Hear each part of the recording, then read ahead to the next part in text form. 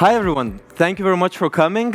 So there's a lot of hype happening around automated market makers on the XRP ledger. And I am equally very, very, very excited about them. I mean, they bring so many benefits. I can't list all of them. There are too many to enumerate. But they offer better incentives to liquidity providers to make their liquidity available for trade. And as a result, traders have more liquidity to play with. That's great. However, automated market makers on other blockchains, and by other blockchains I mean Ethereum, are plagued with trading bots that exploit specific blockchain properties for financial gain.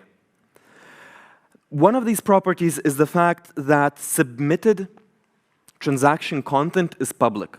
And because there is a small delay between when your transaction is submitted and when your transaction is finalized in the blockchain, these trading bots can make decisions and do certain attacks. The second part of the puzzle is the fact that transaction order can be influenced. On Ethereum, this is fairly trivial to do, as we'll get to the details soon. On XRP ledger, it is a little bit more difficult, but the fact remains it is possible to influence the transaction order. The final bit of the puzzle, I need to give a little bit of theoretical background to it, so I'll get to it in a second. But combining these properties allows these bots to perform what is known as front-running. And because it is a very big problem in Ethereum, on Ethereum automated market makers, and automated market makers are coming to the XRP ledger, I think it is very important to discuss and to chat about how front-running might look like on XRP ledger. So without further ado, let's quickly, what is an automated market maker? Just to have a very quick overview. So kind of at basic level, it is a type of decentralized exchange that pools two assets and then algorithmically determines the exchange rate of these two assets. Specifically for XRP ledger, the objective of the algorithm is to maintain a weighted geometric mean of the pool amounts constant.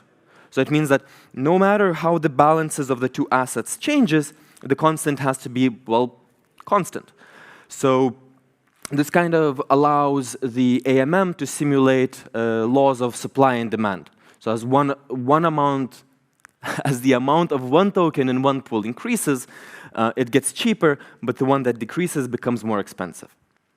Conveniently, we have some mathematical formulas that allows us to compute how much money do I have to put into the pool to remove some amount of the pool, right? So conveniently, I call this swap out, and all it does is says, well, given the current AMM state, how many tokens, if I want to take out 2 tokens out of the pool, how much XRP I have to put in? The limitation, however, is it operates on the current state. So let's step away from the blockchain for a second and imagine you see in the newspaper an ad. And that ad says you can go to your local toy shop and buy a toy car for $10. Great. You don your hat, put on your coat, run to the shop, and to your dismay, you see that now the car costs $12. What you have observed is slippage. And it is the difference between the expected price and the actual price. On blockchain, this looks very similar. So at ledger 1, you see that you can buy 5 tokens for 2 XRP. You create your transaction, sign it, submit it, and by the time it gets executed in ledger 3, it fails. Reason being because in ledger 3, now the same 5 tokens cost, let's say, 2.1 XRP. That happened because what you missed is that in ledger 2, somebody else bought just a little bit of the tokens, driving the price up. And slippage occurs due to natural market movements.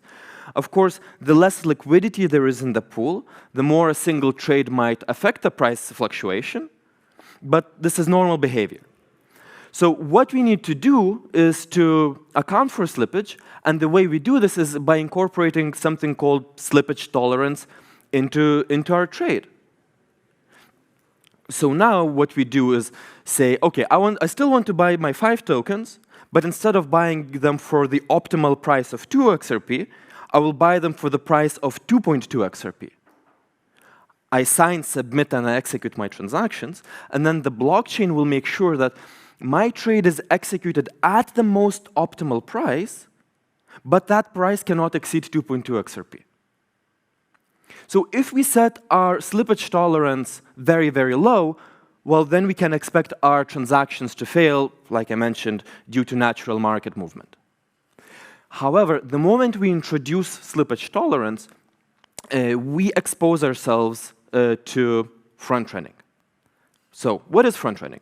Well, front-running is coming from traditional finance, and it is the use of insider information on a future deal for financial gain. So let's say I'm a stockbroker, and you call me and say, hey, Vito, I want to buy 100,000 Tesla stocks. Great, I see an opportunity for myself. And before I execute your order, I buy just a little bit of Tesla stocks for myself. Then I execute your giant order that increases the price of the Tesla stocks, and I sell whatever I just bought.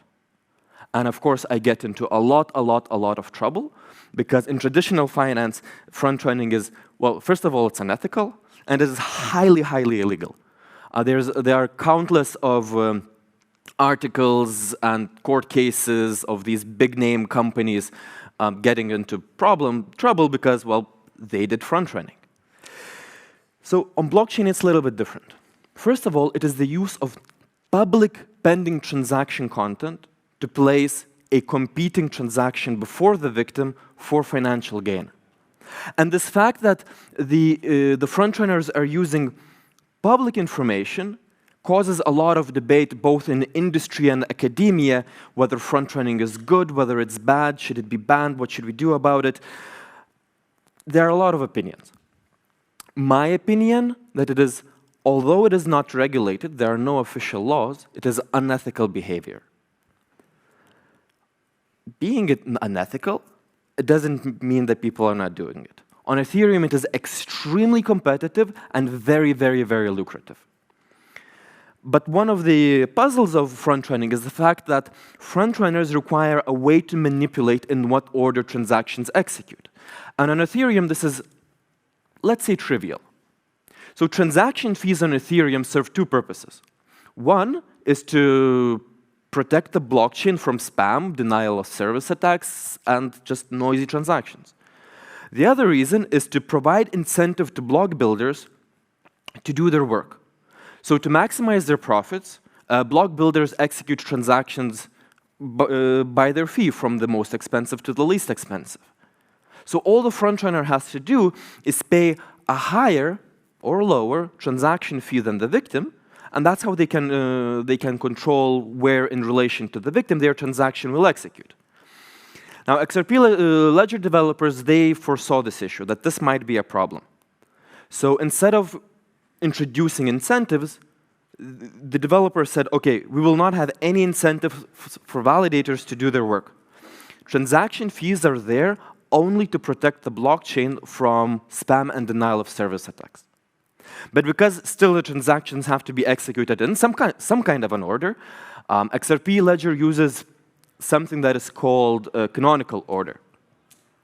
Now, I will not go very deep down the rabbit hole because it gets scary, but in general, canonical order is a set of rules that by which transactions are ordered, and in essence, the transactions submitted by the same account are grouped together and executed by their submission order in most cases.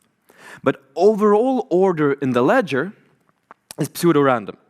So this means that a front-runner, for the front-runner, is very difficult to predictably influence in which order the transactions will execute.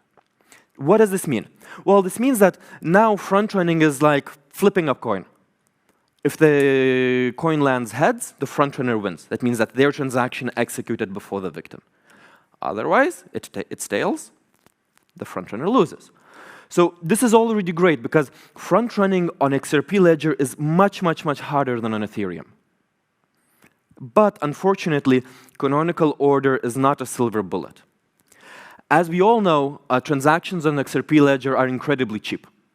They cost, a single transaction costs less than 1 cent. So if all we need to do is throw multiple coins and hope that one coin lands heads, well, the frontrunner can use multiple accounts to submit their front-running transactions, and because it's cheap, they don't incur much additional cost, but they can still increase their probability of winning. And so in reality, front-running on XRP ledger looks like this. So this is on the order book, not on the AMM, and I will not go into detail what's happening here.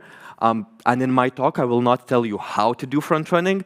For that, catch me at the back. Maybe we can talk about it. But in essence, what we see is in the green square, we have the victim. And in the red square, we have multiple accounts controlled by the same entity doing the front-running attacks. The reason I can make such a big claim that it's the same entity is because, well, when we looked at where did the money come from to these accounts originally, it all came from the same source. And so, again, although front-running on XRP ledger is much more difficult, it is not impossible. It is much more difficult because of the canonical order, and it is much more difficult because of the consensus mechanism. XRP ledger uses a voting-based consensus protocol where multiple validators have to reach an agreement on which transactions to include. And so if a frontrunner would like to convince validators to start including their malicious transactions in very specific spots, they would have to convince 80% of these validators to include the transaction. And now, I've heard rumors that it's already hard enough to convince validator owners to update their software in time and to vote on amendments and so on and so forth. So convincing them to behave maliciously is out of the question. Okay, so we know what front-running is. How does it look like on the automated market maker? Well, the most popular attack is called the sandwich attack. It relies on the fact that a trade will change the AMM balance. So what the frontrunner does is before the victim, they place a transaction that buys just a little bit of the token, just enough to consume the victim's slippage tolerance. After the frontrunner transaction, we have the victim, whose transaction increases the price of one token. And then after the victim, the frontrunner sells their tokens for a profit. Simple enough, right? And, well, okay. Why does this matter? We know what front-running is. How does it look like? Why does it matter? What are the numbers? Let me show you the numbers. So on Ethereum, in 2022, nearly 600,000 sandwich attacks have been reported. The numbers for 2023 are looking even higher. It is very competitive. It's about 285 bots who did these attacks.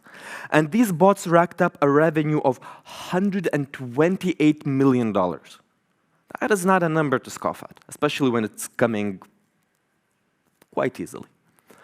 And out of this revenue, $26 million were profit. The interesting thing is that the 79% of the revenue was spent on transaction fees. And so my opinion is that given the fact that XRP ledger transactions are so cheap, when the XRP ledger automated market maker reaches the popularity and the volume of Ethereum AMMs, we might see that these numbers on XRP ledger might be much bigger. By these numbers, I mean the profit, because, well, far fewer funds have to be spent on including new transactions.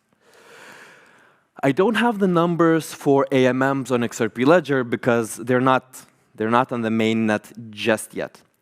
What I do have is a small glimpse on how front-running looks like on the order book. And so what we saw is that in summer of 2022, one entity performed around 4,000 front-running attacks. using 3 accounts. It yielded a profit of around $3,000, and their success probability was 66%. Further down the line, the same individual, or entity, I should say,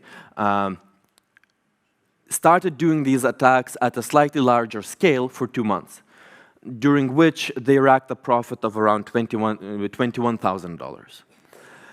Again, these numbers, when comparing to Ethereum, are kind of a drop in the ocean. But let's not forget that the liquidity on the current DEX cannot be really compared with the liquidity on the AMM DEXs. So again, my opinion is that when AMMs come out and when they reach the popularity of Ethereum, these numbers will increase. So to unload and relax a little bit, let's have a quick summary. So front-running is enabled by 3 factors. A, the fact that slippage is part of AMMs. So that means traders have to introduce slippage tolerance into their deals to account for slippage. The second fact that there is a way to game transaction order. On Ethereum, this is easy by paying higher or lower transaction fees. On XRP ledger, this is more difficult because there's no direct way to influence the transaction order. But what they can do is kind of a shotgun approach where they just throw multiple accounts at the ledger and hope at least one sticks. And because transaction fees are very low, they do not incur additional cost. They do not incur big additional cost. The final piece of front-running puzzle is the fact that transaction content is public. So it means that when the user submits the transaction, a front-runner can observe what that transaction is doing, and then in a small time window submit their competing transactions and make for a profit. But the good news is that the key components of some of the key components of the XRP ledger that are canonical order and the voting-based consensus mechanism, these things make front-running much harder, which is great. Okay, so I introduced a very, very, very big problem. What can we do about it? Well, it is not easy. The properties that I discussed, they are key blockchain properties to which solutions are not trivial. They require major overhauls to XRP ledger that I do not have the confidence to propose fixes just yet. Maybe next year in Apex I'll say something different. But what can we do tomorrow? What can you do as a trader do tomorrow to protect yourself? And me being an academic, of course, I will offer an academic solution. So what we have to do is ask ourselves kind of a very obvious question, but when I read the question, I was like, oh, how did I not think about this? And simply is, well, what will cost me more? Getting front run or losing the opportunity because the slippage that I set was too low? And the answer to this question is in this amazing paper from Switzerland by Loba Heimbach. And what they say is, well, the answer lies in the history of the pool. And the answer is in the fractional price change of the AMM. And what fractional price change is basically, well, block to block, how did the AMM pool price shift? How volatile it was. And there are 2 components. One component is, well, what is the probability that a trade with a given slippage tolerance will fail? And it is simply the percentage of price changes that are greater than the slippage tolerance provided. And so this means that if I offer a very, very low slippage tolerance, well, most of my fractional price changes will be big, so it means that my failure probability is big. If I set very high slippage tolerance, well, then it means that my slippage tolerance is greater than most observed price changes, so the probability of failure should be low. The second part of the mathematical concoction is what is the expected price change? So I have observed in my window a lot of price changes. And so what kind of price change I should expect next? And what they're saying is, well, what if we simply use the average observed price change in the time frame? And so when we combine all of these elements, we get this pretty graph, and we can show it on a pretty screen. In essence, what this is saying to us is that as the transaction failure probability increases, the suggested slippage tolerance has to be greater. And when we set the slippage tolerance, well, then the transaction should not fail, and the frontrunner's profit should be minimized. So the great thing about this is that we can go and implement this tomorrow ourselves. Unfortunately, this will not prevent frontrunning at all, but it will minimize the frontrunner's profits. And it does not require any changes to the XRP ledger. Unfortunately, this is kind of trying to guess the future from what happened in the past, because we're relying on historic data to predict what's going to happen next. So your mileage might vary, but I think, and this is my opinion, using something smart, using something that optimizes slippage tolerance rather than using fixed values is far better than doing nothing. So this is all I have for you for today. I really appreciate your time and your focus. Thank you very much. And we have a couple of minutes for questions. Yeah, I would like to hear any criticism. No criticism. Or feedback. Yeah, sure, go ahead. Sure. Okay, thanks for a nice talk. Could you imagine also doing a kind of transaction dusting from the trader's perspective? So instead of trading just 2 tokens, I trade 1,000 trades with 0.002 tokens. So because then fees eventually will become relevant for escalation. Yeah. So if you are going to execute all of your trades across, so let's say you split your one big trade into 1,000 small trades, right? Do I understand that correctly? Yeah. If I execute these 1,000 trades across 1,000 ledgers, then I will reduce the frontrunner's profit. But if I execute these 1,000 trades in the same ledger, well, just that's a 1,000 transaction sandwich. It will not, the profits will still be the same. So it is not the most, there are works that then offer to randomize how these trades are executed. There's all sorts of things that academia is proposing, but it has its limitations. Thank you for the great question. I may have missed it, but do you know how many transactions it took for that profit to be generated of that 21,000? I do not have the number from the top of my head. The reason I'm asking is because as transactions increase, there is a fee escalation also, transaction fee escalation. As we know and hope that the XRP ledger is not just about trading, it's also a payment system at its primary use case. So at what point of time can this game get so dangerous that normal payments, there is a recommended payment transaction fees, at what point of volume does it start getting affected, where I can't make a payment to you? Right. So let's remember, so this profit was made over the period of 2 months. So continuously front-running every time, most of the times when there is an opportunity. So it's not that the front-runner is just spamming randomly the transactions. The second thing, from my experience, it is very difficult to get in more than transactions of 3 accounts at the same time, because it takes a lot of time to sign the transactions, get them ready, do all of the mathematical calculations. So the time window to get those transactions in is very small. So the fee escalation mechanism will not kick in. I'm not spamming the transactions so badly. But thank you.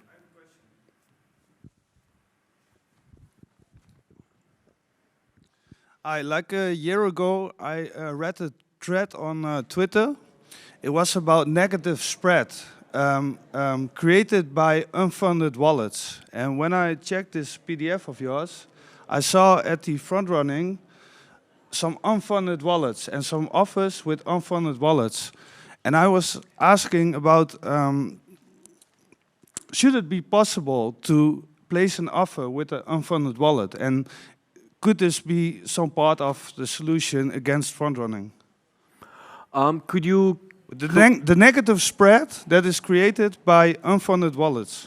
Could you clarify a little bit for me, just to make sure I understand you correctly, what you mean by unfunded wallets? Because people set offers, make DEX offers, while their wallet is unfunded.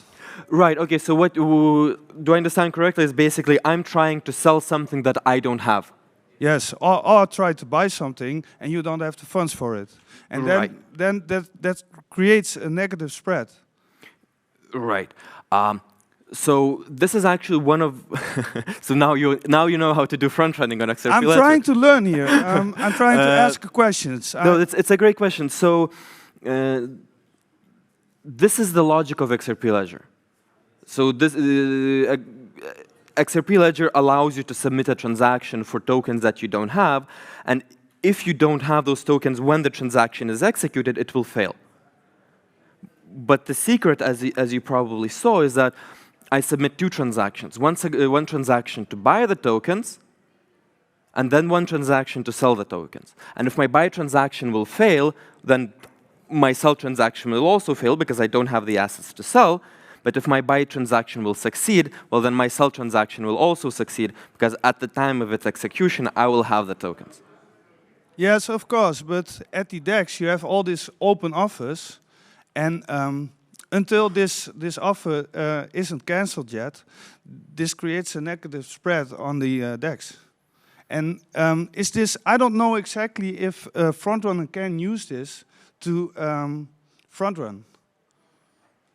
I don't know. I'm trying to figure out. That's a very good question. I don't have the answer right here on the spot, but let's chat about this at the back. And if this is the case, then maybe we should think about it to